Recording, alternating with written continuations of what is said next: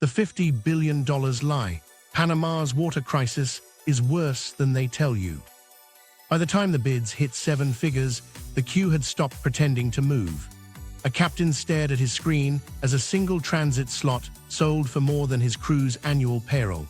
He could wait 2 weeks, sail around continents, or gamble everything on one auction. Here's where it gets interesting and expensive. The hidden bill isn't a headline, it's math you can feel.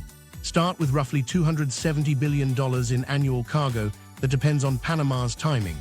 Push just a 15–20% cost shock across that flow, auctions, detours, fuel, inventory, finance, and you're staring at $54 billion in extra cost each year. Or build it bottom up, $3–4 billion in auction premiums during dry seasons, $15–20 billion in detour fuel and insurance when strings swing to Suez or the Cape, $10–12 billion in inventory and financing to pad buffers, plus congestion, damage, and markdowns that stack into the teens. That's the $50 billion lie called temporary, paid like a subscription. Spread across 130 million US households, it's roughly $350–400 a year, about $1 a day, quietly added to appliances, groceries, and delivery fees. This isn't a drought story, it's a design problem with a ledger full of optimism.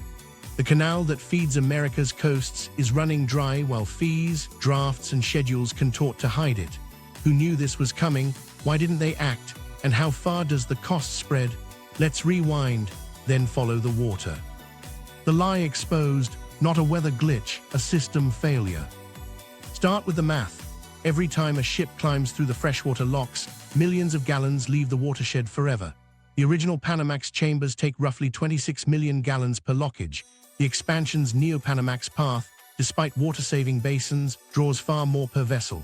On busy days, the canal drinks 7 billion liters from Lake Gatún, a rain-fed bowl that also supplies drinking water to Panama City and Colón. Rainfall fills it, locks drain it. Gravity does the rest. When the rains falter, El Niño arriving late, ending early, the deficit shows up in steel and schedules. Draft limits come first. A 50-foot draft becomes 44. Suddenly a container ship drops stacks, a bulker leaves grain behind, a tanker lifts lighter. Then the daily transits shrink. 36 becomes 32, then 24, then at the tightest point, plans for 18. The Canal Authority frames it as temporary, seasonal, manageable. Meanwhile, shippers feel it as a throttle on tonnage, and the throttle is tightening faster each year. But hold on, the market's reaction tells a different truth. When regular booking evaporates, auction slots explode. In the worst weeks, one Neo-Panamax Fast Pass sells for nearly $4 million. Panamax slots clear at $1 million plus. That's not weather, that's scarcity being priced in real time. It's desperation pricing, pay now or miss the season. Insurers notch up risk, carriers slap on emergency surcharges, and fuel budgets balloon as captains redraw routes. Each day of delay compounds costs: crews, charters, missed berths, overtime at ports trying to catch up. Papered optimism persists. Official advisories reassure, rainfall ahead, water-saving maneuvers in place, cross-filling Panamax chambers, synchronized lockages, tighter schedules. Those steps help, but the gauges don't lie. Lake Gatún slips to historic lows, recovery arrives late and leaves early. The pattern repeats, draft down, transits cut, auctions spike, again and again across recent years. In 2023–2024, it became undeniable. Daily transits were capped in the low 20s, Neo-Panamax drafts ratcheted down from the headline 50 feet to the mid-40s for months, and auctions printed multi-million-dollar clears. If temporary returns annually, businesses stop treating it like weather and start budgeting for a baseline. That's what's happening now. Here's the structural catch. Freshwater locks trade altitude for throughput. The canal's core brilliance, lifting ships over a mountain with rain, also creates a permanent dependency on the sky. Every transit flushes freshwater to sea. The 2016 expansion magnified the stakes. Bigger ships promised efficiency. In wet years, they delivered. But those same bigger lockages consume disproportionately more water per vessel, especially when used at scale. In the ledger, revenue rose. In the reservoirs, the safety margin shrank. By the 2023–2024 dry season, seasonal cuts weren't a surprise, they were scheduled reality. Meanwhile, demand on the same watershed grew. Urban taps pull from the lakes that move the ships. Evaporation eats more as dry seasons lengthen and heat rises. El Niño tightens the timing window for recharge. A run of off seasons isn't a fluke anymore, it's a new rhythm. World Weather Attribution calls it clearly. Low levels are due to increasing demand exacerbated by El Niño. Translation for operations: supply volatility meets locked-in thirst. Translation for price: scarcity premiums are here even before the forecast says dry. Messaging gap widens at the exact moment the market adjusts. Public lines say manageable. Internal advisories to carriers signal caution on drafts and drafts again. New surcharges appear, freshwater fees layered since the 2020s, reservation premiums, just-in-time add-ons. And the auction board keeps shouting what the press lines won't. Certainty is scarce. It's not optional anymore, it's rationed. They priced scarcity before they admitted scarcity isn't a slogan, it's a line item. Timeline, so there's no confusion about pace. Mid-2023, Lake Gatún underperforms early in the wet season, draft guidance tightens. Late 2023, transits cut to the low 20s, Panamax and Neo-Panamax auctions set fresh records into the millions. Early 2024, rationing persists, draft bans hold below historical norms, carriers write Panama contingency into contracts. Mid-2024, brief easing with rain, followed by advisories signaling seasonal draft limits will likely return next dry season. Stakes start with people. Eastern Gulf Coast dockworkers get hours cut as volume dips and bunches. A logistics manager refreshes AIS at 3 a.m., begging for a slot that won't bankrupt a small importer. A captain calculates whether missing the Christmas window costs more than circling South America. The math is brutal: days at sea, bunker consumption, charter hire, penalties for late delivery. Multiply by dozens of vessels, then by weeks, and you reach a number big enough to move inflation. Losses don't reset with the rain, they roll forward into contracts and prices. Action on the water looks like triage. Some ships lighten to meet draft, sacrificing revenue in every foot of freeboard. Some bid the auction, swallowing a 7-figure transit to save a market window. Others detour, Suez if Red Sea risks allow, or the Cape with a carbon and cost penalty. North American rails strain as cargo jumps coasts. Ports on one side go quiet, on the other, containers stack. Scarcity turns time into a product you buy by the hour. Impact lands fast. Insurers reprice corridors. Retailers pass surcharges that show up on shelves. Appliances, groceries, furniture, anything containerized heading to the wrong coast at the wrong time. Manufacturers burn overtime as inputs arrive bunched, then idle when parts dry up. The canal's own revenue paradox emerges. Auction windfalls up, reputation for reliability down. In the long run, trust, not tolls, anchors a choke point's value, and trust erodes fastest when temporary becomes annual. What nobody likes to say out loud: there is no quick fix. You can optimize basins, choreograph lockages, and pray for rain. You can propose pipelines from neighboring watersheds or new reservoirs that face decade-long timelines, environmental trade-offs, and political fights. You can tweak pricing to ration demand. But tomorrow morning, the physics are the same. Each ship costs freshwater, and the lakes don't care about press releases. Droughts will ease and return. The scarcity premium survives them. One upstream decision made this inevitable, choosing freshwater locks as the core lift, then scaling them for bigger ships, while cities grew and climate variability sharpened. The lie isn't that it will rain again. The lie is calling a structural water deficit temporary when the system's design and the market's behavior already treat it as permanent. 2023-2024 made that plain. And that means someone pays, today at the auction board, next month at the checkout. The human bill, North America's wallet, takes the hit. From the pier at Savannah, it looks like a pause. Fewer stacks in the yard, fewer horns at dawn. For Dana, a crane operator with 2 kids and a mortgage, it's the difference between 5 shifts and 3. That's $420 missing from a Friday paycheck, and the $1,745 mortgage due on the 1st doesn't care about lake levels. She's already told her son he might have to skip travel baseball this season and asked her daughter's dance coach if they can pause tuition for a month. She watches a ship sail past the breakwater and turn away. Draft cut, cargo diverted, schedule blown. Her supervisor shrugs. They're waiting it out or going west. Hours vanish in a spreadsheet before they disappear from her paycheck. The moment it stops feeling temporary comes on a Tuesday night at the kitchen table. She spreads 3 pay stubs beside the light bill and the mortgage statement and sees the pattern: 2 light weeks, then 1 heavy, then light again. Not a bad week, a new normal. She circles the due dates, opens her banking app and starts moving money. Pause the streaming bundle, cancel the gym, push the car maintenance another month.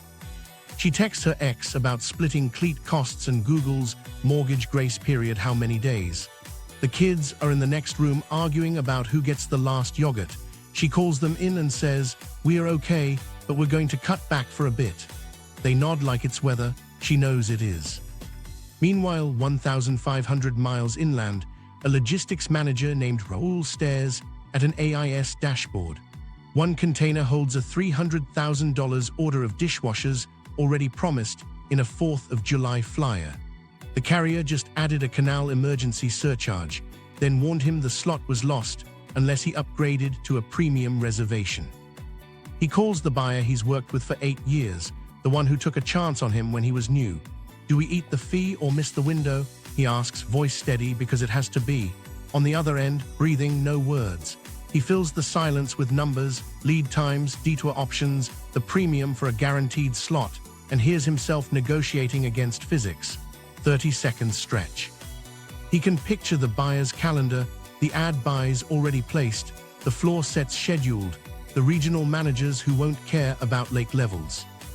"Raul, if the units miss the flyer, we'll mark them down. That's the margin gone." Another silence. "But I can't go back to the VP and say we chose not to pay and then missed the date." His reputation sits between those sentences. Pay the premium and torch his quarter's margin. Refuse and deliver late, and the buyer eats markdowns and remembers who cost them a season. He thinks of all the times he promised, "We'll make the window."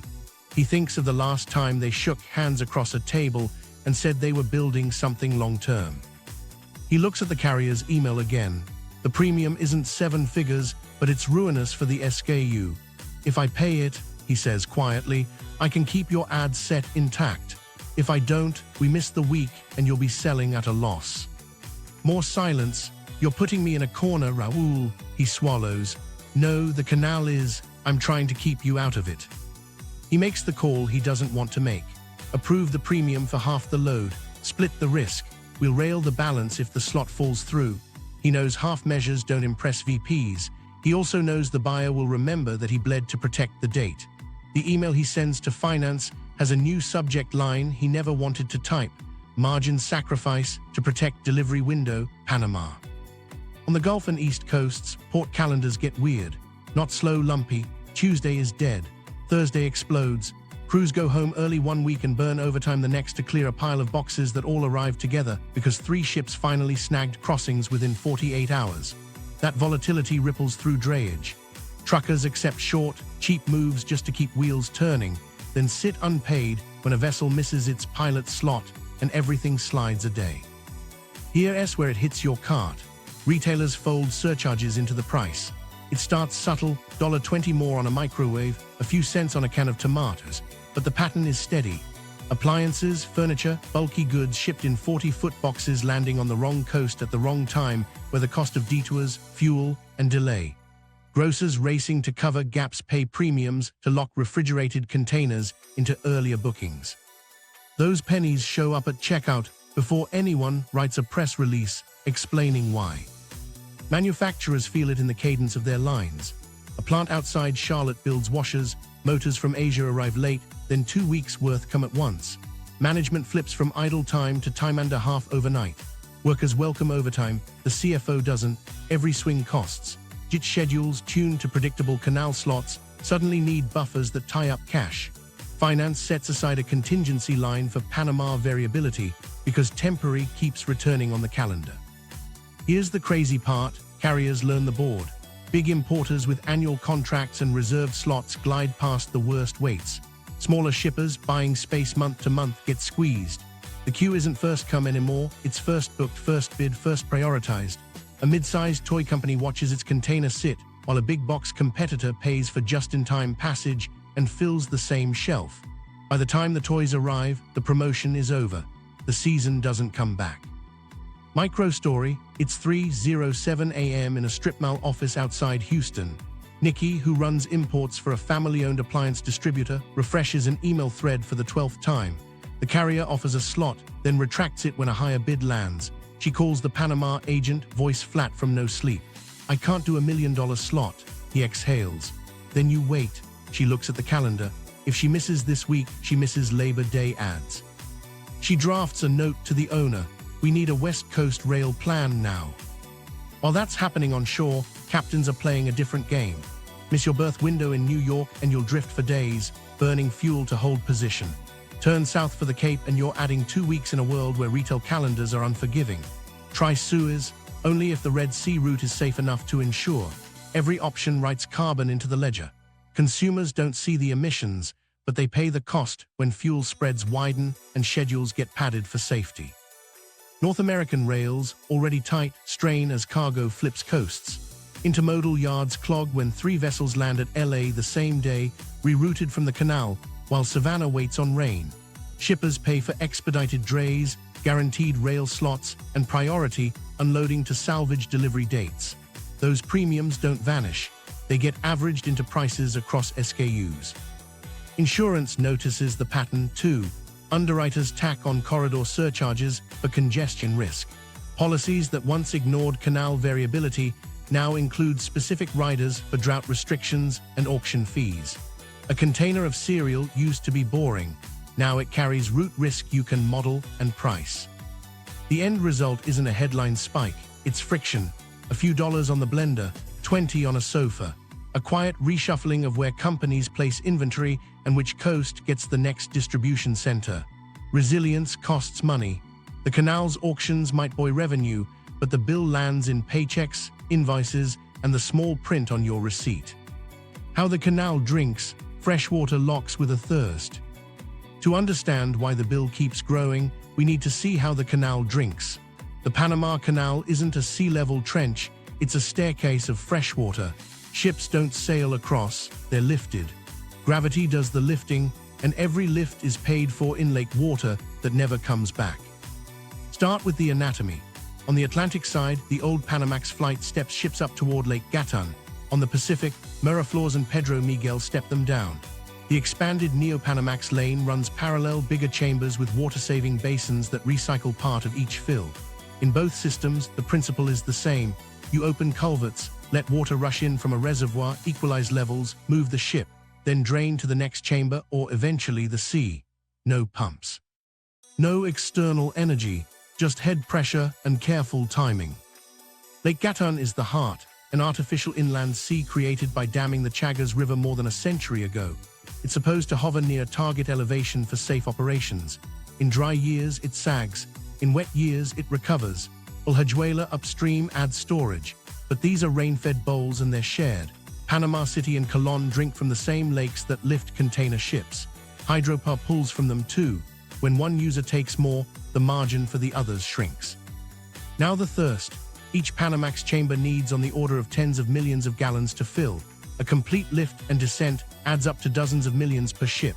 Even with cross-filling maneuvers that shuffle water between the twin lanes to save a few lockages, worth every day. The Neo-Panamax locks are larger.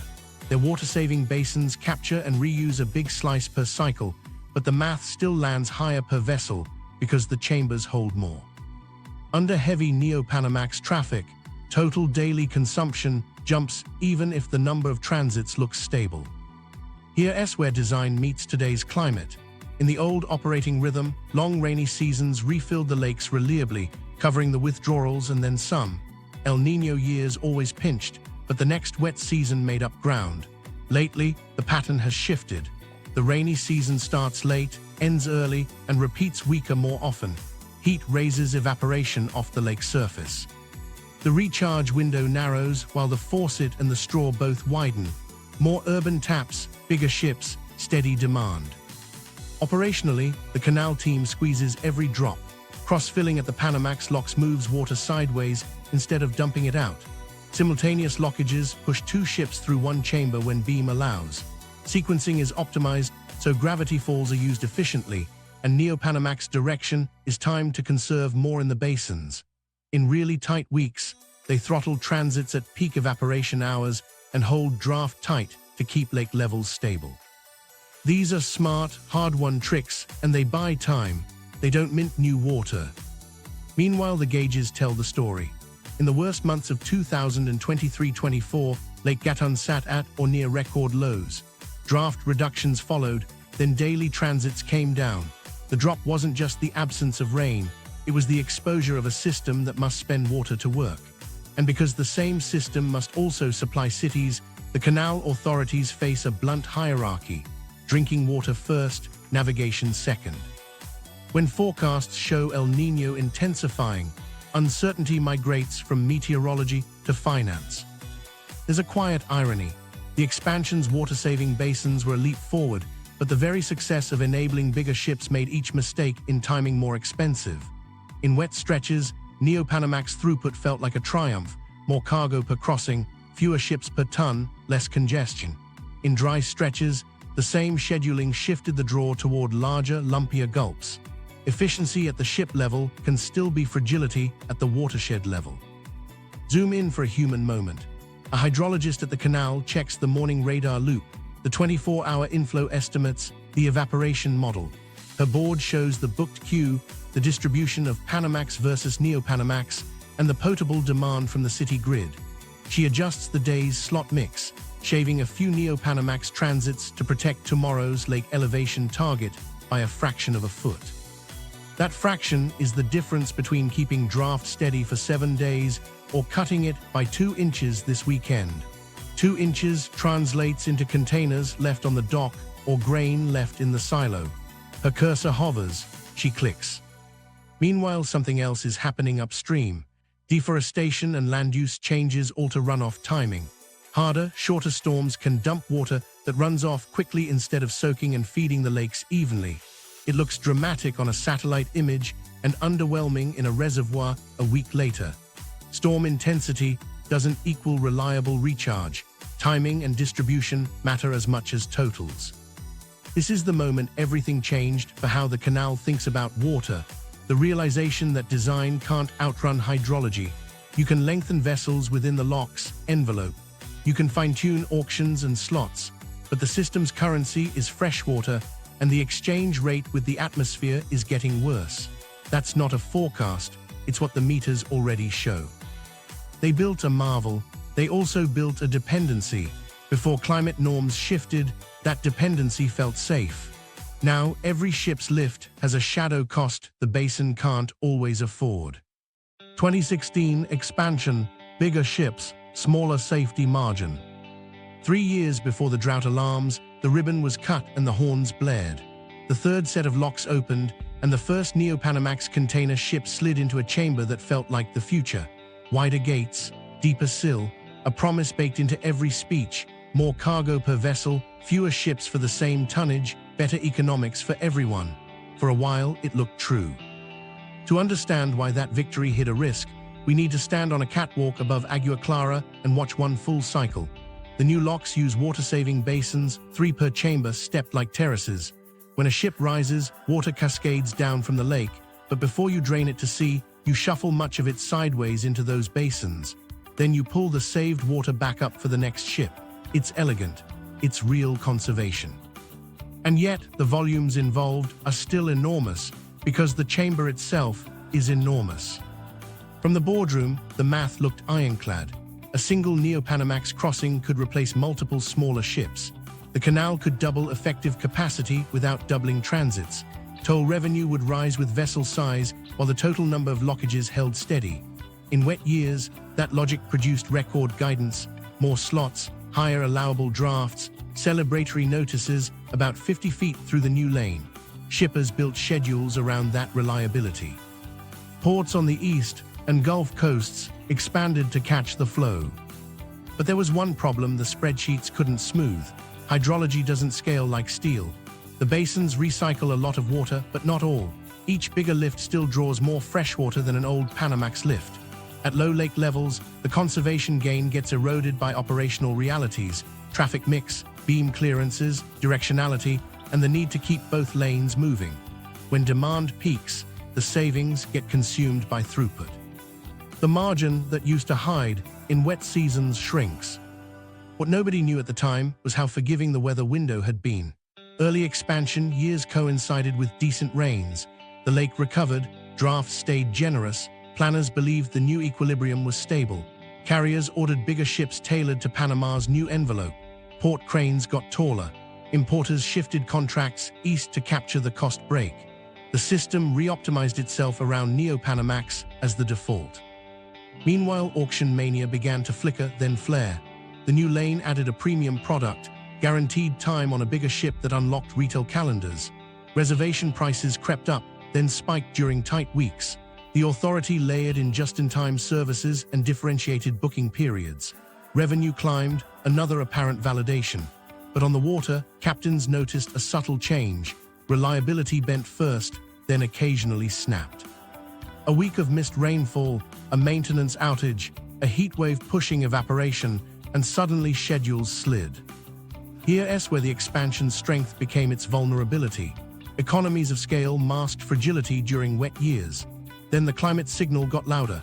El Niño shortened rainy seasons, recharge came late and left early. Lake Gatun's level failed to rebound on schedule. Drafts ratcheted down, transits were capped, and the very ships that had made the business case began bumping into physical limits. If you designed your logistics around 50 feet and had to settle for 44, those extra rows vanished into air. Microstory captures the pivot. In 2019, a retailer's Asia, Savannah String celebrates its first run of Neo-Panamax vessels clearing at full draft. Transit times tighten predictably, inventory turns improve. In 2023, the same string hits repeated draft cuts. The line drops containers in Cartagena, books an emergency rail bridge from LA to Atlanta for overflow, and pays for a last-minute auction slot to rescue a Black Friday window. The CFO opens a new expense code called Panama Mitigation. It doesn't close again. Meanwhile, something else was happening inside the canal's control tower. Dispatchers learned to choreograph the lanes like a concerto, sequencing ship sizes, alternating directions to optimize basin reuse, and cross-filling the legacy locks to skim a few more virtual transits worth of water.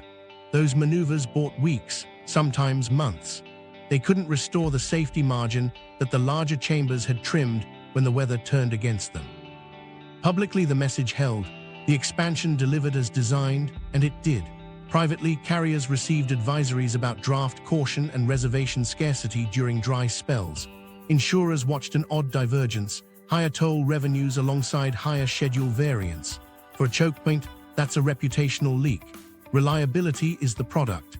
The moment customers feel they must hedge around your calendar, the system starts routing itself away whenever it can. By 2024, a pattern was undeniable. When rains cooperated, the canal lifted restrictions, pushed drafts back up toward 50 feet, and transits climbed into the mid-30s per day. When rains faltered, the squeeze returned, auctions ballooned, daily transits dropped into the low 20s from a typical 36-38, and the corridor's economics rewired overnight. The expansion hadn't failed. It had succeeded into a world where the hydrologic budget no longer covered the peak draw. The lesson is blunt. Bigger ships make sense at sea, where scale squeezes cost per mile. Inside a freshwater staircase, scale also squeezes the margin between operations and the lake. The 2016 expansion gave the canal a new engine. In a warming climate with tighter recharge windows, that engine runs closer to redline. When the needle sticks there, prices move, routes bend, and the supposed one-off becomes the baseline everyone quietly plans around. Climate signal, rainfall variability, and El Niño whiplash. While dispatchers choreographed water like surgeons, the sky rewrote the script. Panama's rainy season used to arrive like a train, predictable, generous, long enough to refill Gatún and calm nerves. Lately, it shows up late, leaves early, and brings uneven bursts that look dramatic on radar but don't soak the watershed. What the meters see is a shrinking recharge window and a lake losing the quiet surplus that once cushioned mistakes. El Niño turns that squeeze into a vice. In El Niño years, like 1997-98, 2015-16, and 2023-24, the rainy season slips. The onset lags weeks, sometimes more. The first storms are shorter, the last ones fade early, and total precipitation slides. Meanwhile, longer, hotter, dry months pump evaporation off lake surfaces. The result isn't just less water in, it's more water out at exactly the wrong time. Here's the operational pain point. Storm intensity isn't the same as usable inflow. A violent afternoon downpour hitting baked ground rushes straight into rivers and past spillways, a surge that doesn't linger in storage. For locks, timing matters as much as totals. Gentle, sustained rain that feeds soils and seeps into tributaries builds the reservoir. Flash storms flatter annual charts and leave hydrologists staring at stubborn lake lines. The statistical trail tells the story. In the past few years, draft reductions have appeared more often and stuck around longer. Advisories tighten the Neo-Panamax draft from the headline 50 feet toward the mid-40s multiple times, sometimes held for months. Daily transit ceilings walked down from the mid-30s to the low 20s during the 2023-24 dry stretch. Those aren't isolated blips. They're a pattern that logistics teams now pencil in when they build calendars. A few weeks earlier than anyone wanted, a mid-season gauge check on Gatún flashed a threshold. Recovery was stalling. Maintenance windows that seemed fine in April suddenly looked risky in June. Carriers got quiet emails, plan around limits, reconsider loads, book reservations earlier. Publicly, the language stayed careful: temporary measures, expected seasonality, continuous monitoring. On the water, captains were already phoning port agents to push berths. Meanwhile, something else was happening in the indexes. Climate researchers watched the oceanic Niño index climb and flagged knock-on risks for Central America. In the canal's AIS data, a strange ripple appeared. Time-sensitive ships accelerated pre-arrival speeds and locked bookings earlier, front-running the squeeze. Bulk carriers, more flexible and margins thinner, peeled away first. Containers held on longer, using contracts and priority tiers to keep moving. The composition of traffic shifted in a way only scarcity can choreograph. This was the moment everything changed. A wet season that didn't refill on schedule. Hydrologists had a calendar in their heads. By a given week, the lake should be here. It wasn't. Weeks later, it still was. The canal trimmed drafts again, then rationed transits, then opened the auction spigot wider. Insurers started adding corridor riders. Procurement teams wrote a new line into budgets labeled Panama Contingency, not for one quarter, but for the year. Zoom out and the physics look unforgiving. A freshwater staircase needs steady rain and mild heat. A warming world supplies more heat and more variability. Even if total annual rainfall doesn't fall off a cliff, the distribution matters: later onsets, earlier endings, longer dry gaps, bigger bursts that run off too fast. That's El Niño whiplash layered on a climate baseline trending hotter. The canal's water budget used to be shaped by seasons. Now it's tugged by oscillations and spikes. Add the ocean's signal on top. By mid-century, scientific projections indicate a roughly 25% increase in extreme wave events in key corridors. That matters even when the locks have water. Higher seas and harsher storms mean more weather delays, more cautious drafts at sea, and fewer reliable crossing windows. When the ocean gets rougher at the same time the lakes get lower, the reliability envelope narrows from both sides. If this continues, the scenario is blunt. Seasonal draft limits become structural, mid-40s as a recurring ceiling, not an exception. Daily transit caps normalize in the low to mid-20s for weeks each dry season, with auctions as standard practice. Time-sensitive cargo buys certainty early. Bulk and lower margin trades detour by default. East-west flows rewire. More Asia, US cargo lands on the west coast and rides rail. Atlantic-bound bulkers round the Cape when margins allow. Suez carries a larger share only when security permits. Inventory strategies abandoned just in time, except for the most predictable lanes. Buffers become permanent, tying up capital. Ports and rail nodes swing between bursts and lulls as Panama seasonality imprints on calendars. Onshore, the consequences multiply. When drafts drop suddenly, cargo gets reshuffled downrange. Partial offloads in Caribbean hubs, added handling, longer dwell. When daily slots tighten, queues stretch, and the auction board lights up. When both happen together, carriers reprice routes. Some shift to rail bridges across North America, some swing south, burning fuel and calendar. All of it shows up sooner than people think in the price of a fridge or the gap on a shelf. Micro story: a meteorologist at a carrier in Singapore circles a date on her wall. ONI ticked positive 6 weeks back. Panama's rains are underperforming. Risk curves say queue lengths will jump. She flags the network team, accelerate bookings, pull forward eastbound sailings, trim ballast legs. When the canal publicly tightens a week later, her ships are already at anchor with reservations in hand. The board congratulates her. A smaller importer calls and can't even get an agent to pick up. Meanwhile, the canal's own messaging tried to keep confidence intact.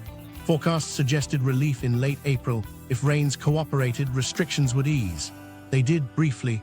Drafts crept upward, daily transits climbed toward normal, and the auction fever cooled. But that reprieve came with a caveat. Dry seasons would likely carry seasonal draft limits going forward. Reliability would be cyclical, not constant. Businesses should plan accordingly, because the market already has. Why this is a warning about the future of global trade.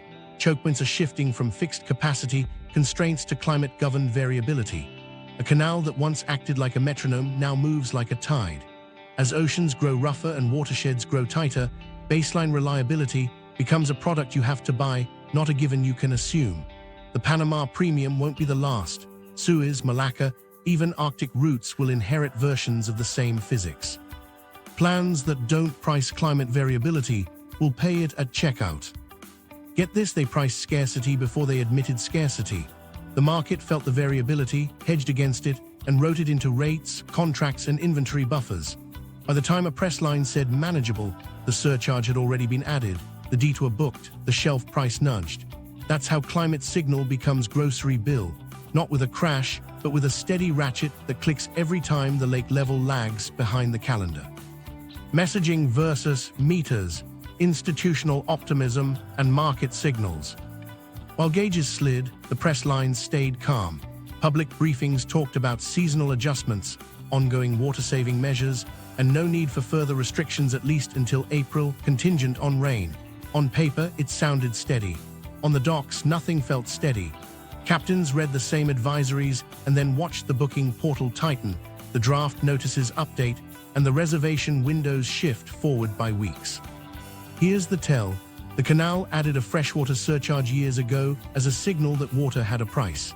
Then came new layers, just-in-time service fees, premium reservation tiers, and auction mechanics that moved cancelled slots straight to the highest bidder. The tariff book was transparent, but the message behind it was louder than any press conference. Reliability costs extra, and that cost is dynamic. While carriers were getting different kinds of notes, publicly manageable, privately operational advisories, draft guidance trending down, book early, monitor lake levels, expect seasonal caps. Insurers didn't wait for wording. They wrote corridor riders, flagged congestion risk, and asked for proof of reservations before binding policies on time-sensitive cargo. Banks followed the money, letters of credit extended shipment validity dates, cash cycles stretched to accommodate queues. Get this, they priced scarcity before they admitted scarcity. You could see it in the auction board. A Panamax slot clearing near $1 million during a dry stretch says more about hydrology than any podium statement. A Neo Panamax fast pass closing near $4 million during peak season tells retailers which calendar wins and which one becomes a marked on aisle. Unknown to most shoppers, the signals cascaded through contracts. Priority clauses kicked in for LNG and LPG when windows mattered. Container alliances renegotiated allocation rules to lock more guaranteed slots. Bulk carriers, living on thinner spreads, peeled off to the Cape or waited for rain. The mix shifted because the price of certainty eclipsed the price of time for some and not for others. That's how markets talk when the meter reads low. There was another kind of optimism at play: guidance. As scattered showers lifted lake levels, advisories raised daily transits, nudged drafts upward, and pointed to a return toward 36-38 vessels per day when hydrology allowed. All true in the moment, but the fine print mattered, contingent on forecasts, subject to water conservation, seasonal draft limits may apply. The words were careful, the market heard the caveat. Seasonal limits weren't a one-off. They were a new normal, with a polite tone. A micro-story from a carrier sales floor makes it plain. A mid-tier importer asks, should we pay for a guaranteed slot or gamble on first come? The rep doesn't cite the press release. He opens a dashboard showing recent lake levels, ONI lag, and auction histories by weekday. If you're shipping refrigerators for Labor Day, you pay. If it's garden hoses in October, you wait. That's risk triage built from meters, not memos. Meanwhile, the canal worked the levers it controlled. Cross-filling saved a handful of transits worth of water per day. Simultaneous lockages shaved gallons. Directional sequencing squeezed more efficiency from the basins. Ops teams published monthly summaries explaining the strategy, the capacity bands, the planned maintenance. The transparency was real and useful, but operations can't print rain. Every line ended with the same hinge, if precipitation arrives as forecast. Cross-town, procurement teams updated playbooks. Contracts added Panama clauses, auction fee sharing, reservation-proof deadlines, split risk on draft-related offloads. Retailers inserted triggers that shifted inbound flows to West Coast gateways when Gatún crossed a threshold. Not because of a statement, but because the last 3 dry seasons taught them what to expect when the curve bent. This was the moment everything changed for trust. Reliability is the asset of a choke point. When customers quietly build detours into their base case, your brand bleeds even as your auction revenue climbs. The canal's own treasury felt the paradox, tolls and incidentals up in tight weeks, overall throughput down, and a forecast acknowledging potential seasonal draft caps in future dry seasons. Markets understood. This wasn't a PR cycle. It was a water cycle you could hedge but not spin. So the language diverged. Institutions spoke in reassurance to protect confidence. Meters spoke in feet and inches. Shippers listened to the feet and inches. They didn't stop using the canal, they stopped assuming it. That small semantic shift, assumed to hedge, moved billions. It rerouted cargo, raised inventory buffers, and nudged prices. The optimism wasn't false, it was incomplete. The signals that mattered were already blinking from the lake. The detour, Cape, Suez, rail, or wait. While they were smoothing the message, captains made a brutal choice. Queue detour or break the voyage in two. Waiting looked cheapest on paper, anchorage fees, crew wages, daily charter ticking. But every extra day risked missing a berth window and cascading into another week of drift outside the destination port. A ship in a queue burns less fuel, but the calendar burns faster. Suez dangled as the straightest alternative for Asia, East Coast runs. On a normal map, it's a neat line through the Red Sea and Mediterranean, around the Azores, and down to Savannah or New York. On a risk map, it's different. Insurance premiums jumped when security deteriorated. Masters weighed the odds. A predictable canal fee plus war-risk riders and schedules still intact, or a cheaper route that added time and fuel but avoided hotspots. Some liners split their bets, flag fastest strings through Suez, slow lanes around Africa. Cape of Good Hope was the old-school answer. Turn south, ride the swell, add close to 2 weeks. Fuel becomes the villain, heavy weather, long legs, and bunker prices that breathe with geopolitics. Emissions spike with every extra day at sea, forcing operators to buy offsets or accept higher carbon intensity on quarterly reports. The green math collides with the retail calendar. You can explain a higher footprint to investors. You can't explain empty shelves on Black Friday. There was a fourth path, break the voyage. Offload on the west coast, then rail and truck to the east. It sounds simple until you count the hands. Every lift adds risk and cost. Terminal handling, intermodal transfers, yard dwell, drayage at both ends. North American railroads sell premium intermodal capacity, but those slots were already tight. A sudden surge of rerouted boxes turned expedited into expensive, and even then, terminal congestion stretched delivery windows. Therefore, inventory buffers vanished. Just in time quietly morphed into just in case. Risk managers who once shaved days from supply chains began adding them back. The cost of capital rose on the balance sheet as safety stock sat in warehouses, but the cost of running lean in a world of chokepoint roulette felt worse. The spreadsheet started to carry a new line, resilience premium. Micro story, in an ops room overlooking a trading floor, a carrier team stares at 3 clocks. Option 1, Wait 7 days for a canal slot and hit the East Coast right on the holiday cutoff if nothing slips. Option 2, sprint to Suez, pay the riders and land 2 days early.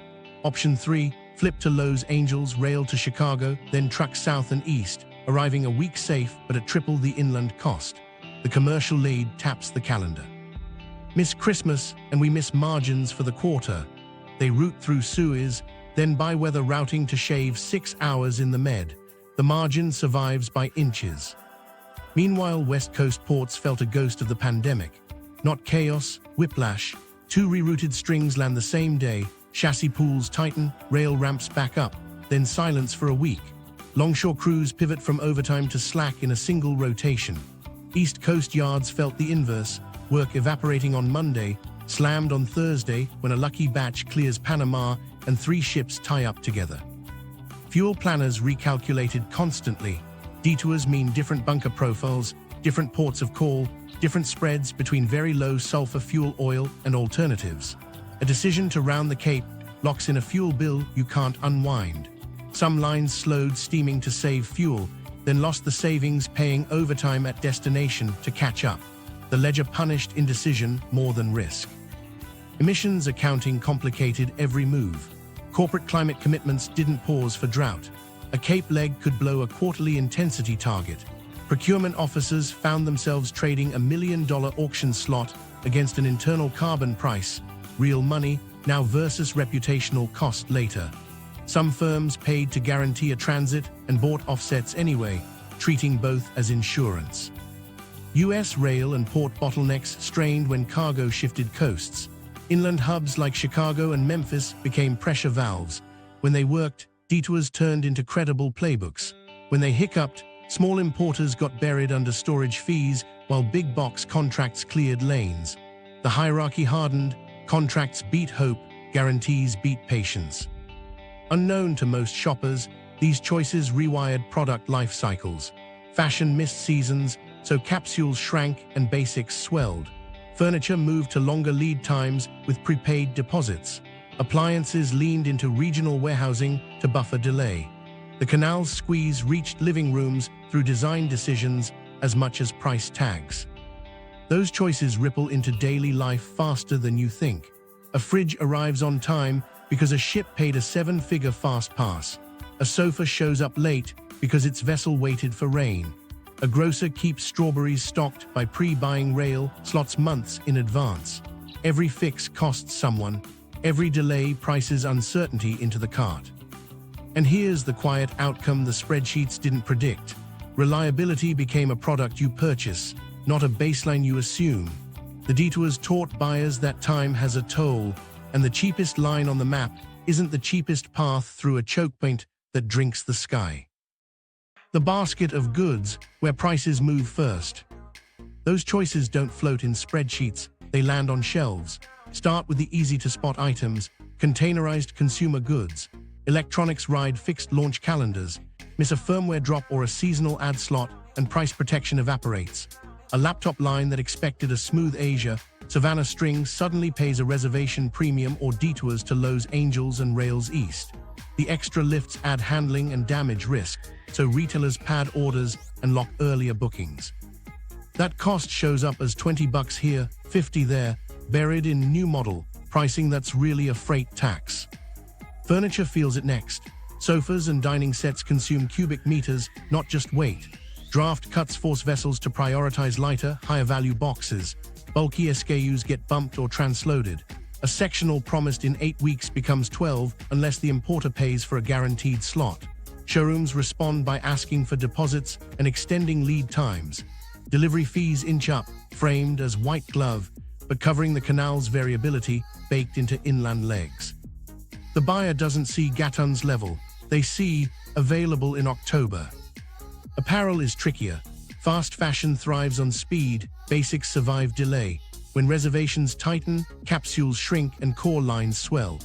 A brand quietly cancels a colorway that won't arrive in time and doubles down on black and white that can miss a week without losing relevance. The markdown rack tells the story, late-season pieces priced to move because the shelf life burned at anchor. Meanwhile, perishables pay to cut the line.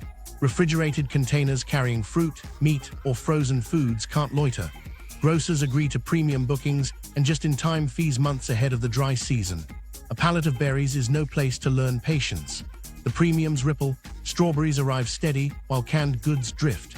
Consumers complain about a few cents more on produce, while a tin tomato creeps quietly upward after 3 detours and a missed berth. Farmer is the sharp end. Temperature-controlled lanes, validated routes, and insurance that demands certainty. Manufacturers pre-book guaranteed slots or avoid the corridor entirely in dry seasons.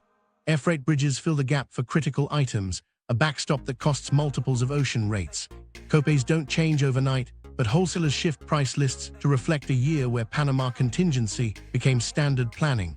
Hospitals don't negotiate with El Niño, they buy around it. Bulk flows like grain don't fit neatly on a shelf, but they shape what's on one. Draft limits punish bulkers. A Midwestern soybean cargo headed for Europe via the Gulf loses feet of draft, sheds thousands of tons, or waits for rain. Some reroute through Pacific ports and rail to export terminals, crowding intermodal yards already juggling containers. Feed prices move pennies that compound in dairy and meat cases weeks later. Tonnage throttled in a lock turns into fewer chicken breasts on a sail flyer. Energy products tell another story. LNG and LPG carriers value time windows, and many avoid Panama during tight seasons. That shifts arbitrage. Cargoes bound for East Coast demand may swing from Gulf exports to foreign supply, nudging heating and cooking costs. Clean petroleum products, gasoline, diesel face similar math. A tanker missing draft target splits its load or sails around, adding fuel to deliver fuel. Rack prices tick accordingly. East versus West Coast pricing splits widen. When the canal pinches, West Coast ports recover traffic and local inventories feel flush. East Coast warehouses ride the lumpy cadence of auctions and weather. Trucking realigns. Carriers reposition equipment, chasing higher-paying lanes tied to detours. A dresser that used to truck 200 miles from Savannah now crosses the country on rail and drays twice. The price tag doesn't scream rail surcharge, but delivery fees and retail margins absorb the difference. Here's where it gets interesting. Priority isn't just money, it's mission. Airlines shifting belly capacity change which farmer flies. Grocers protecting cold chains accept higher landed costs and find savings elsewhere, trimming promotions on central items. Electronics brands with launch day marketing spend won't miss their target. They pay for certainty and recover it in suggested retail. Smaller brands don't. The shelf space they lose doesn't come back easily. Micro story. In a Newark distribution center, a refrigerated door flashes green at 2 a.m. A load of Chilean grapes backs in, one day early because the ship bought a premium slot. Down the aisle, a pallet of imported canned fish is late by a week, bumped when draft dropped. The grocery buyer adjusts the weekend ad. Fresh gets the end cap, canned moves online only. Sales patterns shift, not because of taste, but because water moved on the other side of a continent. Tease the winners and losers hiding in that basket. Gulf and East Coast ports staff up for a windfall that arrives in bursts, then idles. West Coast terminals enjoy a rebound that might not last. The canal's own revenues climb on auctions while long-term trust takes a hit. Perishables and farmer pay to move. Small importers count days and watch seasons slip. And one U.S. port swore this was their jackpot until the ships didn't show. Winners, losers, and false booms. Unknown to them, across town from the port gates, hiring managers were celebrating a surge that wasn't real. Gulf and East Coast ports read the tea leaves in 2023. Panama's squeeze meant cargo would tilt their way.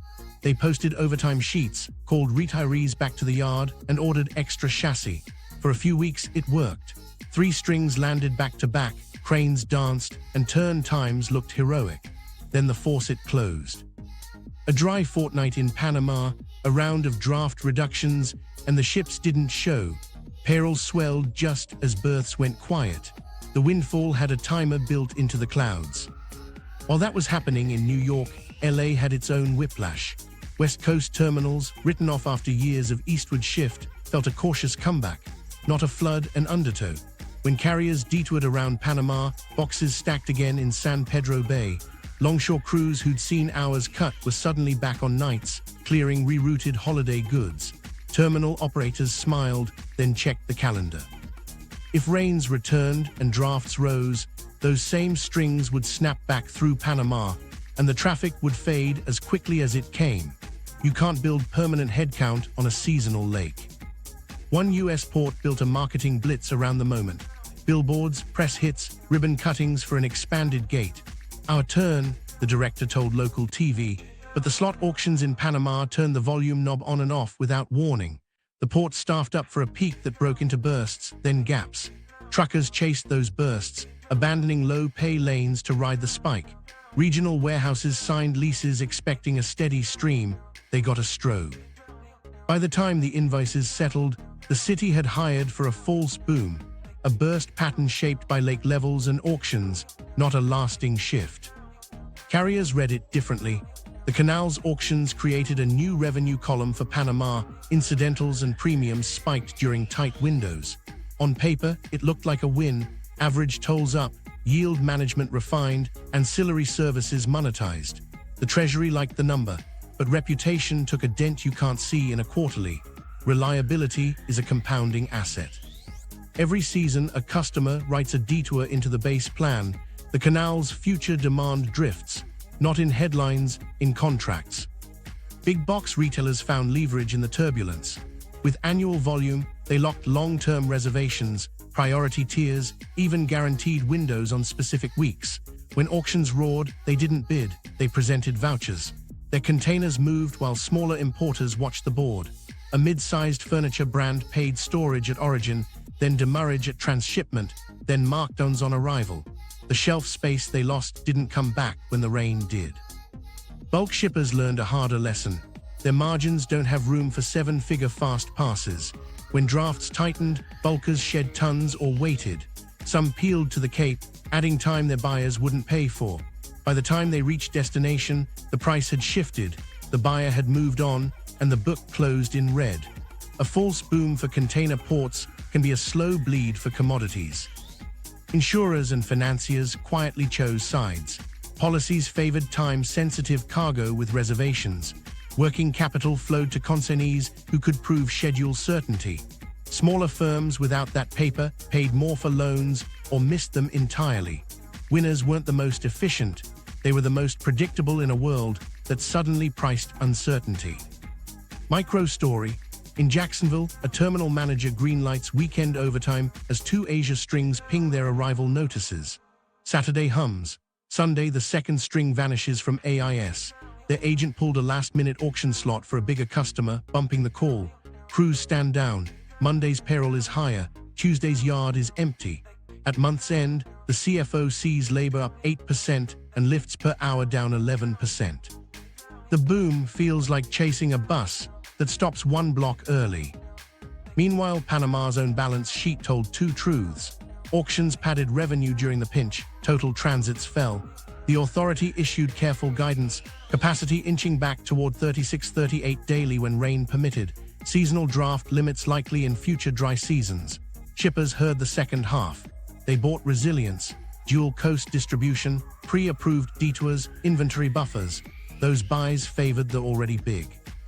Losers, small importers, thin-margin bulkers, port communities that hired for a tide that ebbs on meteorological whim. Winners, firms with contracts to purchase reliability and ports nimble enough to flex labor without breaking budgets. The false boom wasn't fake cargo, it was real cargo on a clock controlled by weather and auctions. And the longer markets plan around that clock, the more those bursts become the normal shape of trade. Proposed fixes, pipes, basins, and price. If you think a dam fixes this, there's a catch. The canal team has a menu of fixes, some elegant, some blunt, all measured in years, politics, and inches of lake level. Start with the near term, squeeze more from what exists. Engineers refine water-saving choreography.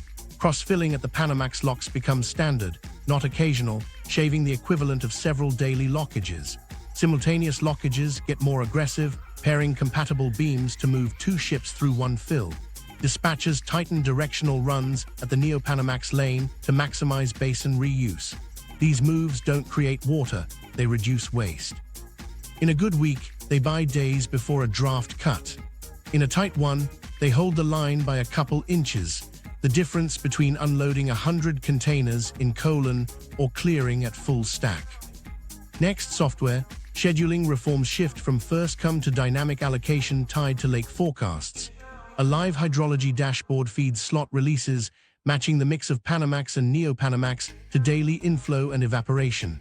The promise: fewer surprise cuts, more predictable rationing. Carriers hate rationing, but they prefer a posted speed limit to a sudden roadblock. Then hardware you can pour. Water-saving basins was step one. Optimization projects aim to raise recovery percentages with valves, sensors, and flow control upgrades. Incremental, but real. Retrofitting culverts and seal points reduces leakage. Miraflores and Pedro Miguel get targeted maintenance to trim unmetered loss. Think of it as stopping the drips while you plan a bigger pipe. Which brings us to the bigger pipe. Interbasin transfer proposals sit in binders and town halls, draw supplemental water from the Indio or Bayano watersheds, and send it by canal or pipeline to Gatún and Alhejuela. On maps, it's a line with pump stations. On the ground, it's a social license test. Moving water across basins means negotiating with communities who live on that water, protecting ecosystems that don't show up on toll spreadsheets, and persuading a country that the canal's thirst won't drain their taps. Environmental reviews, land rights, funding, none of it moves at the speed of a draft advisory. Best case, you're talking late decade. Worst case, longer. There's also talk of new storage. A second reservoir, engineered to catch wet season excess and bleed it into dry months, would restore cushion. But dams are politics poured in concrete. They flood valleys, shift livelihoods, and ignite court battles. Even if approvals sail, design and construction timelines stretch past election cycles. Meanwhile, the lake keeps ticking downward each April. Desalination gets airtime too. Not for locked water, you don't fill freshwater locks with brine, but to free up potable supply. If Panama City drinks desalinated water, more lake volume stays available for navigation. The math can work on paper, but the cost curve bites. Large-scale desal plants demand capital, stable power, and time. And the canal must decide whether it's in the water business for cities as much as ships. On price, demand management is the lever you can pull tomorrow. The freshwater surcharge sent a signal. Now the conversation turns to steeper base tolls in dry seasons, dynamic pricing tied to lake bans, and priority tiers that move from ad hoc auctions to predictable premiums. LNG and pharma could buy certainty months ahead. Bulkers could opt into flexible windows at lower rates. Done right, pricing nudges traffic to shoulder months, smooths peaks, and funds the concrete. Done wrong, it looks like gouging and pushes cargo to detours that become habits. There's an ethical edge here. Price rations water between vessels and indirectly between vessels and people. The canal is constitutionally responsible for freshwater management for human consumption. Any framework that privileges a container of televisions over a neighborhood's pressure at the tap will fail in the streets before it fails in court. That's why interbasin transfers and desalination aren't just engineering, they're social contracts. A micro-story from a public hearing captures it. An engineer clicks through slides, flow rates, projected lake gains, pump specs. A woman in the third row raises her hand. What happens to our river in March? The answer, modeled, careful, doesn't land like numbers, it lands like trust. Without that, no pipeline gets built. Meanwhile, financing quietly shapes the menu. Auction windfalls are episodic. Capital markets want steady cash flows. Toll reforms tied to transparent water bans could anchor bonds for reservoirs and transfers. International lenders will ask for climate resilience baked into design. Bigger swings in inflow, higher evaporation, adaptive operations. The canal can sell a story. Invest now to preserve a corridor that moves a slice of global trade and funds Panama's budget. But credibility depends on acknowledging the structural deficit, not branding it seasonal. There's a smaller fix that matters: governance muscle memory. Write the dry season playbook into law. Seasonal draft bans, reservation quotas by vessel class, conservation triggers at specific lake levels, and guaranteed potable allocations. Predictability beats platitudes. Shippers will plan, communities will plan, and the canal can manage the politics with a policy instead of a press release. But there was one problem: timeframes measured in years, not quarters.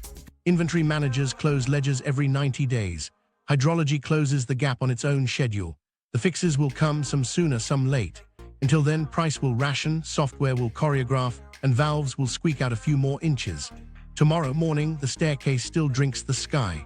The question is whether new pipes, better basins, and smarter prices can teach it to sip.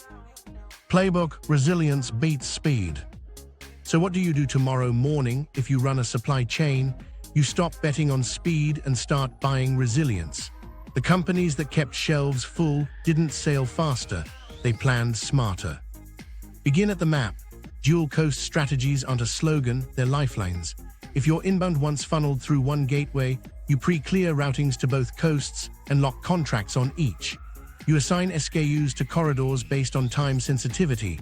Launch data electronics, ride the most reliable path with guaranteed slots. Bulkier, flexible goods, take the cheaper lane with wider windows.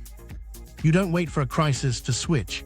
You test the alternates in quiet months, so your teams know the choreography. Then inventory, for years, just-in-time shaved days. Now you build selective buffers on SKUs with high volatility and high margin risk. A 90-day buffer for a flagship appliance line isn't fat. It's protection against an auction week or a draft cut. You don't pad everything. You model which items blow up your quarter if they're late. Where cash is tight, you use vendor-managed inventory or consignment to keep stock closer to the buyer without burying your balance sheet. Contracts become weapons. Don't rely on spot bookings and optimism. Negotiate for guaranteed transit reservations on critical weeks with clear remedies if they slip.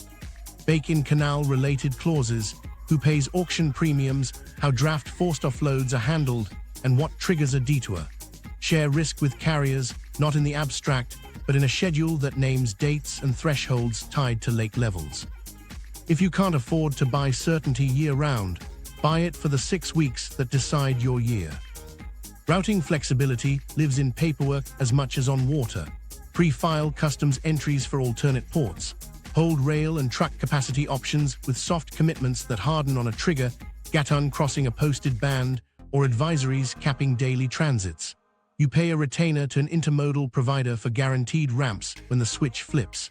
You don't announce detours, you execute them inside a playbook your team has rehearsed. Insurance stops being an afterthought. Work with underwriters who understand corridor risk. Add riders that cover auction fees when they're cheaper than missing a retail window. Align coverage with your detour triggers so a switch to Suez or a Cape loop doesn't void terms. If your carbon targets matter to your investors, integrate emissions accounting into routing decisions. The cheapest detour on cash may be the most expensive on ESG.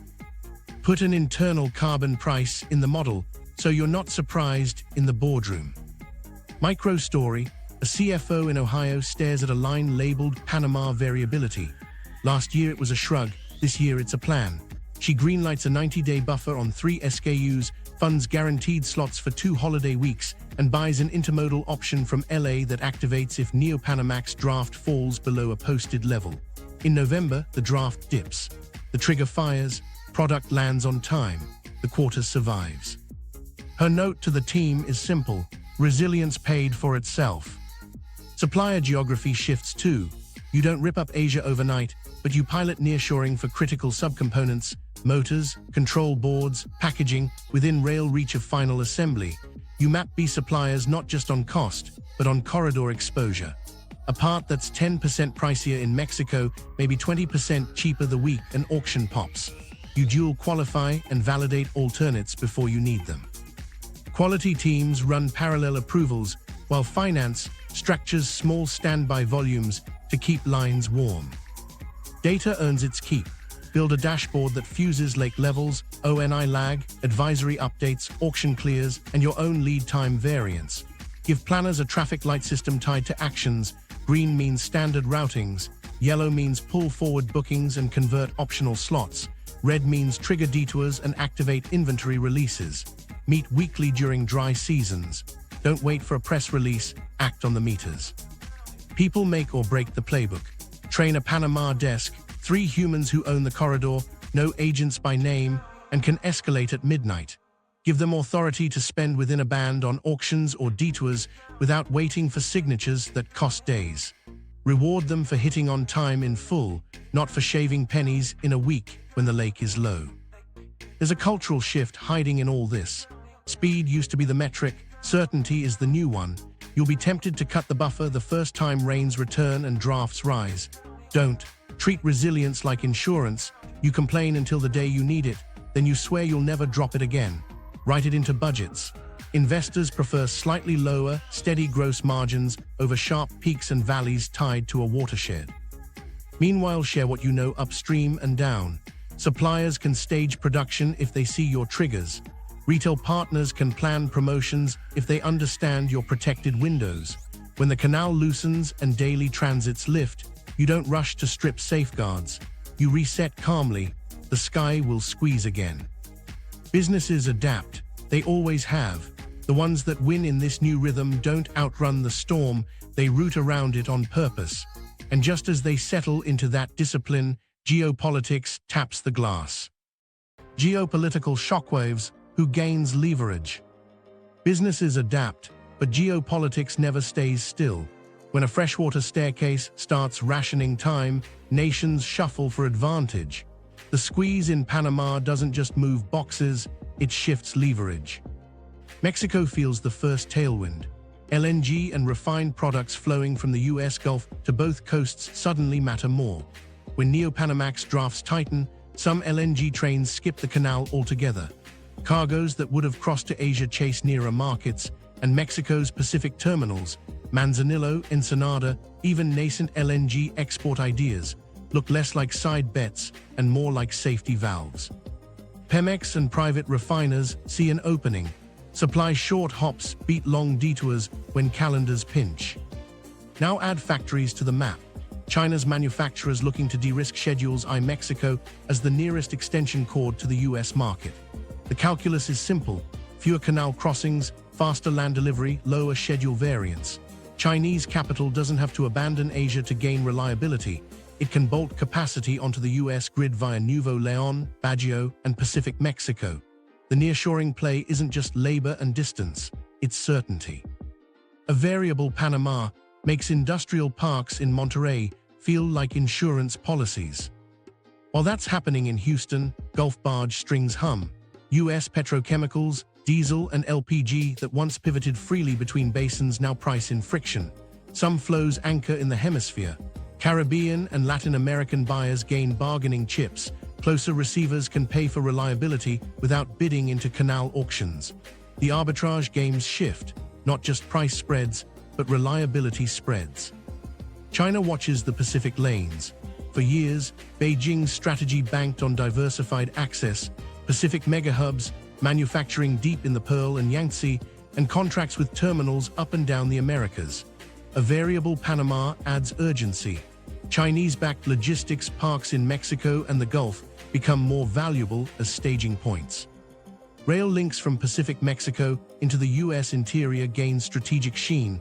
Factory footprints can slide north without abandoning Pacific gateways. Nicaragua's canal daydreams pop back into headlines, not as a shovel-ready plan, but as a reminder that choke points write politics. The quiet advantage. Building capacity in Mexico lets Chinese brands ship by truck and rail into the US without betting their quota on a lake level. Meanwhile, the Red Sea turns route maps into risk matrices. Suez gets spotlighted as the other fragile hinge. If both canals wobble, one to drought, one to conflict, Cape routes normalize for some trades. South Africa's bunkering hubs get busier, West Africa's ports pitch for transshipment. Insurance houses gain quiet power, writing the rules of which Detour is even bankable. Underwriters become de facto gatekeepers to trade lanes. Therefore, choke point diversification stops being a consultant's slide and becomes a national security mandate. The US needs land bridges that don't blink with weather, redundant, high-throughput rail and intermodal corridors from LA Long Beach through the Inland Empire, Phoenix, Dallas, Fort Worth, Kansas City, and Chicago to Atlantic ports. That's not just an efficiency project. It's a hedge against both Panama and Suez. Grants and fast tracks that once sounded like industrial policy now get the supply chain defense label. Ports from Norfolk to Corpus Christi pitch, always-on capabilities, on-dock rail, shore power, cold chain to attract cargo that can't be late. The message to boardrooms: if you build here, we can move it anywhere without betting on a single staircase of fresh water. This reshapes where factories break ground. Site selectors add a new column next to labor and taxes. Canal exposure. Assembly that relies on Atlantic deliveries from Asia shifts toward the US West and Southwest with guaranteed rail east. Suppliers sensitive to launch dates, electronics, pharma devices, cluster near resilient intermodal hubs. Mexico's Pacific Corridor, from Tijuana to Lázaro Cárdenas, gains leverage as a plug-and-play extension of US distribution. The new question is, how cheap is production? It's how certain is delivery. Micro story: in a windowless room at a Gulf Coast energy major, a trader circles two dates on a whiteboard. A winter cold snap in Europe and an El Niño pinched Gatún. He hedges both: term charters favoring Atlantic arcs, storage leases near destination, and options on Mexican rail to push petrochemicals inland if East Coast berths clog. When Panama loosens briefly, he doesn't unwind, he layers redundancy. The bonus that lands in March is labeled basis captured, not luck. Latin American neighbors calculate too. Colombia's Caribbean ports angle for more transshipment. Costa Rica and Guatemala sell assembly near US time zones, less exposed to canal timing. Panama itself threads a needle. It must reassure shippers while convincing citizens to back water projects with social trade-offs. Its diplomatic stock rises with every smooth season and dips when advisories stack. Sovereignty over water becomes the central plank of economic diplomacy. Europe reads the map differently.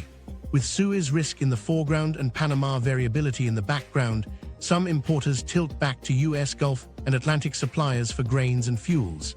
EU industrial buyers test dual sourcing that trims exposure to Asia, Atlantic via tight canals. Not deglobalization, rerouting. Northern ports push for rail corridors to balance Mediterranean risk. Brussels' carbon border rules quietly amplify the calculus.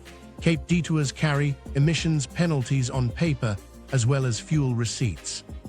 In Asia, Japan and Korea double down on term LNG that doesn't rely on Panama for winter peaks, locking Pacific sources and insisting on firm delivery windows.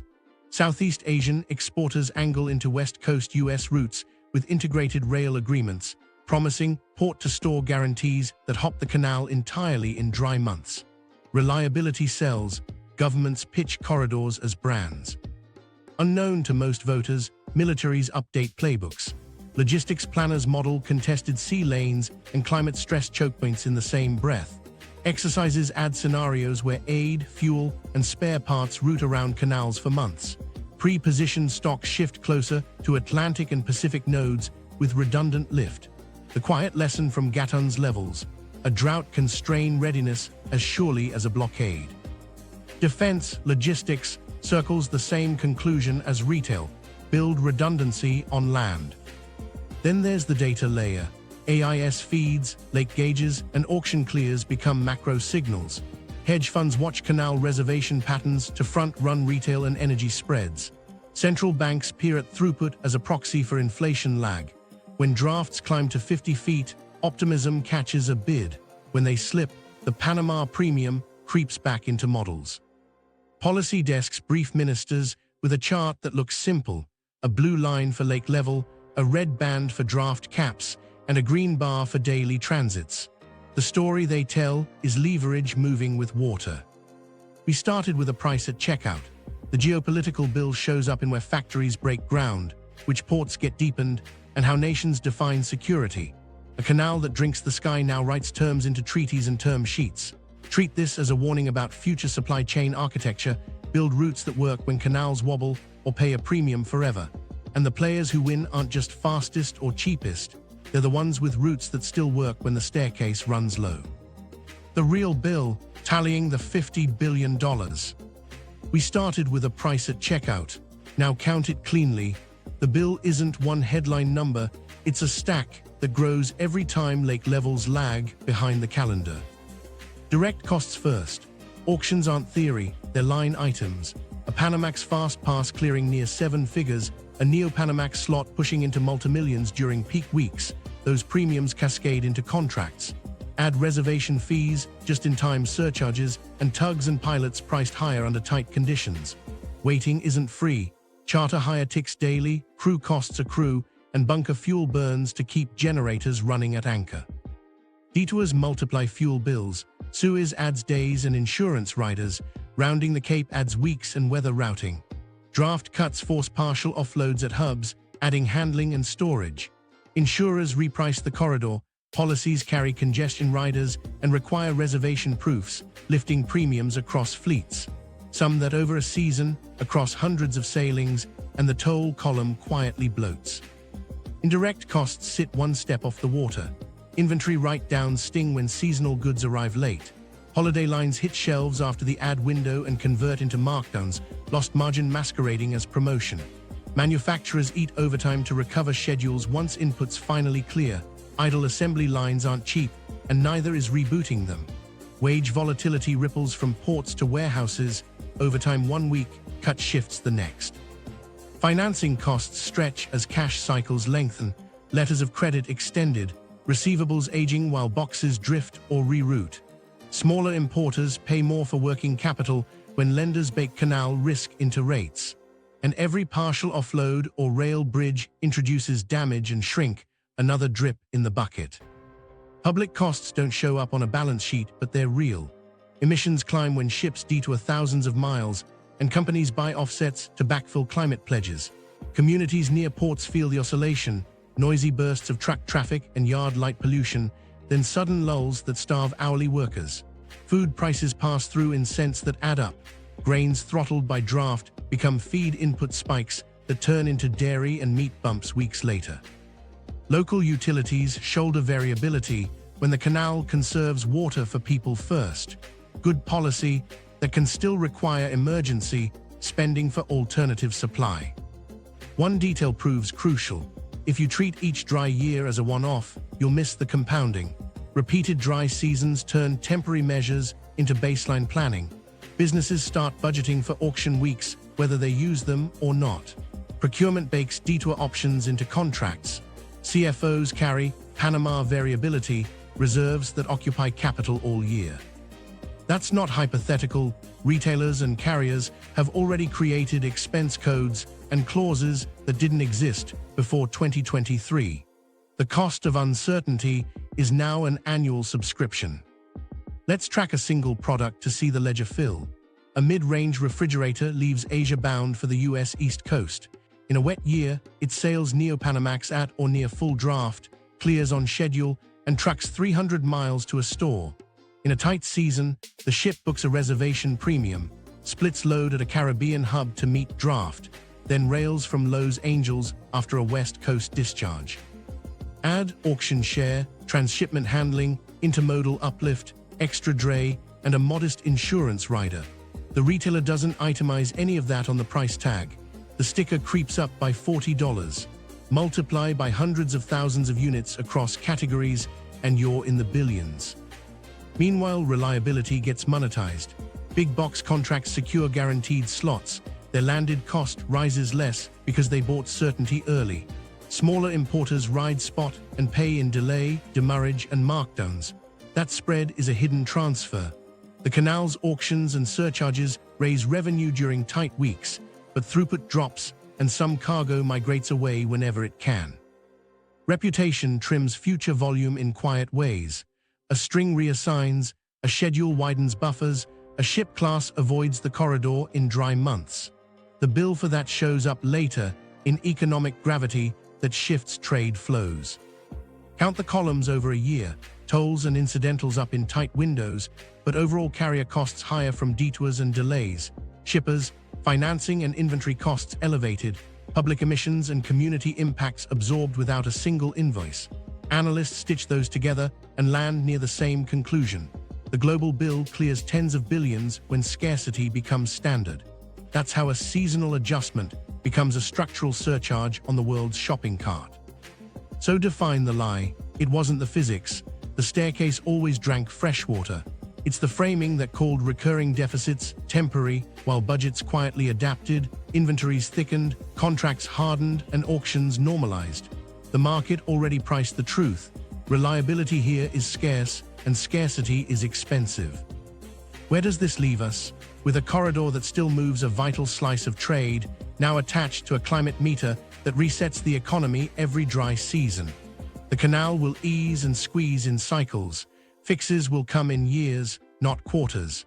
Until then, the real bill is the premium we pay to live with a blueprint built on rain. Resolution and meaning. We opened with a number that didn't feel real until you did the math. A $54 billion annual surcharge riding on a canal that drinks the sky, roughly $1 a day for every US household. That isn't a blip you can wait out. It's a bill you already pay, folded into appliances, groceries, delivery fees, and the overtime you work because inventory came late and left early. Here's what it means for you. The price of certainty is now part of the price of everything.